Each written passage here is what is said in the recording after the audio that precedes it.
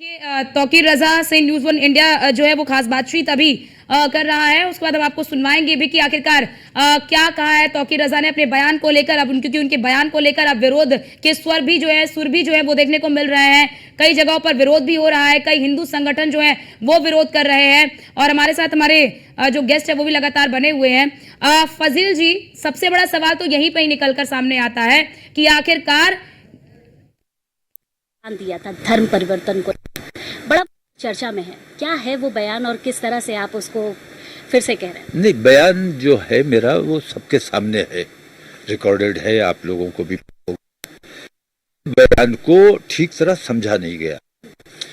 मैंने उसमें ये कहा है कि जो लोग एक साथ पढ़ रहे हैं या एक साथ एक कंपनी में काम कर रहे हैं, उनमें आपस में रिलेशन बन चुके हैं। धर्म परिवर्तन मैं नहीं करा रहा हूं, वो लोग अपना आपस में सब कुछ कर चुके हैं।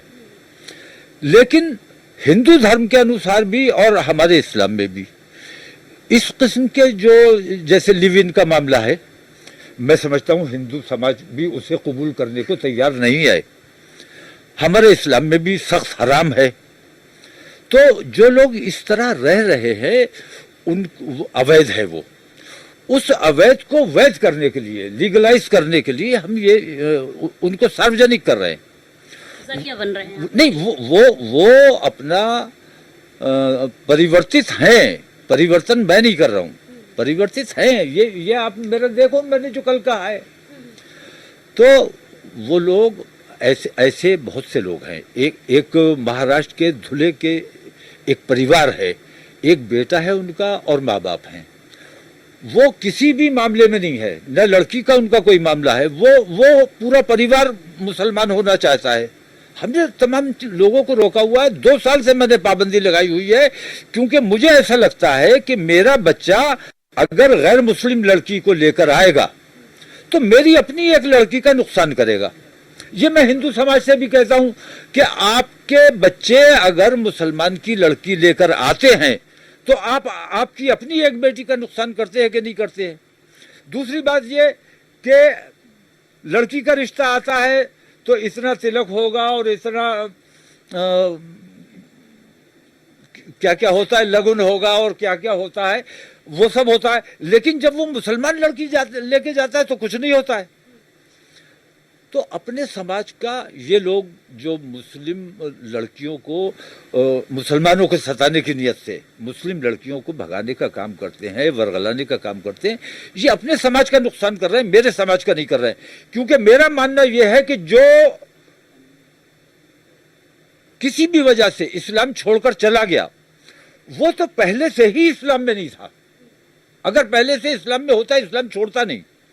इस्लाम छोड़ा, मैं समझता हूं कि हमारे सर से जो बला थी वो टल गई।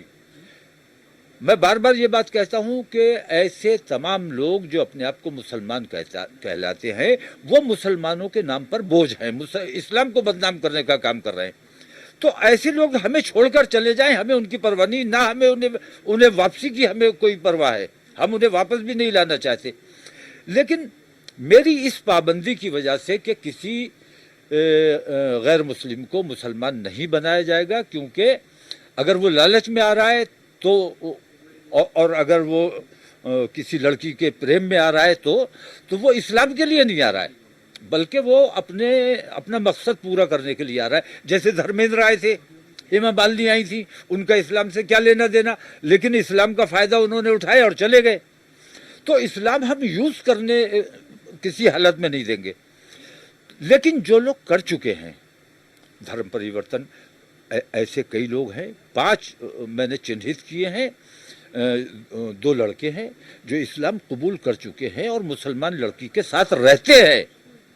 लेकिन वो जो रहते हैं वो मेरा मानना यह है कि वो हराम हो रहा है। उस हराम से बचाने के लिए हम ये चाहते हैं कि उनका सामूहिक विवाह सबके सामने कर दिया जाए।